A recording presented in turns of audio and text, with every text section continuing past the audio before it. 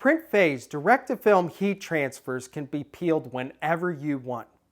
First, you want to pre-press the garment for 4 to 5 seconds to remove any potential wrinkles or moisture that may exist.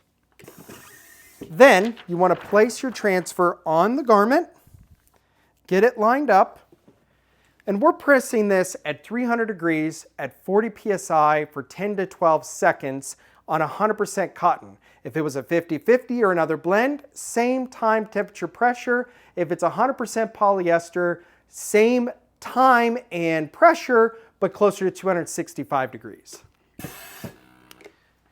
Now, what we're going to demonstrate is the warm peel. So we're not peeling it instantly. We're not going to cold peel it, 10, 20 seconds later. We're going to give it a quick little shrug, kind of get it off the press for a second, give it a second or two, and peel it off.